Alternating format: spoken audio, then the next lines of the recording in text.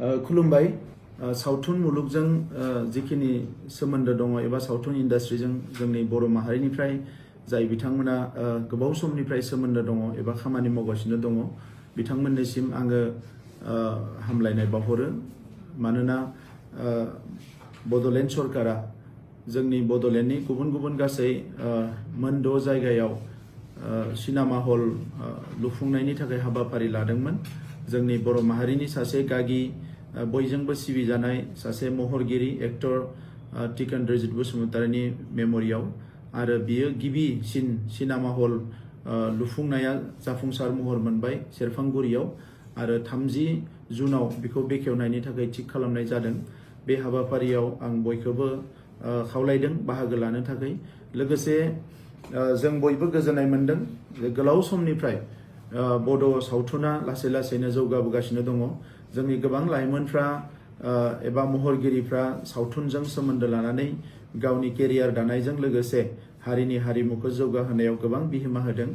नाथाय कमार्शियेलि एबा बबेबा जायगायाव बिखौ दिन्थिफुंनो थाखाय जायगानि अभाब जानायलाय माखासे जेंना नुजादों आरो जों सरकाराव फैनाय लोगो लोगोनो बे बाथ्राखौ लानानै गोबां जोंनि फिल्म इन्डास्ट्रिजों सोमोन्दो थानाय सुबुंफ्रा रायलायनाय आरो ससियेल मिडिया एबा गुबुन गुबुन बिजोंजों जोङो मिथिनाय जेंनाफोरखौ लानानै जोङो सिनेमा हल लुफुंनाय हाबाफारिखौ लादोंमोन आरो बे डिजिटेल सिनेमा हलखौ जोङो बेखेवनो मोननानै जोबोद गोजोननाय मोनदों।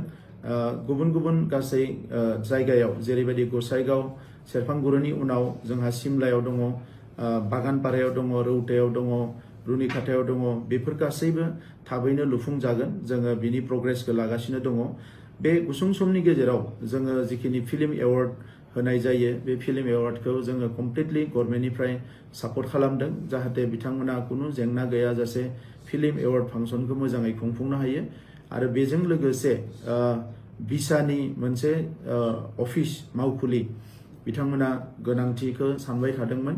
दा बिनिखायनो प्राय 1.5 करोड़ 1.5 कोटिनि भिसानो मोनसे अफिस लुनायनि थाखाय एप्रुभेल होनाय जाबाय आरो फैबाय थानाय समाव जाहाथे भिसाया जोंनि बर' सावथुनखौ मोनसे डिसिप्लिनाव लाबोनाय आरो बे बर' सावथुनखौ नेशनेल इन्टारनेशनेल स्टेन्डार्डनि थाखाय दावगाहोलांनो एबा जौगानाय लेभेलाव लाबोनाय बे गासैबो बिथिंफोरखौ भिसाया मोनसे पलिसि लाबोनानै बे खामानिफोरखौ मावगोन आरो जोङो बड'लेण्ड गभर्नमेन्टनिफ्राय जोङो जेसेबां हायो मदद होगोन।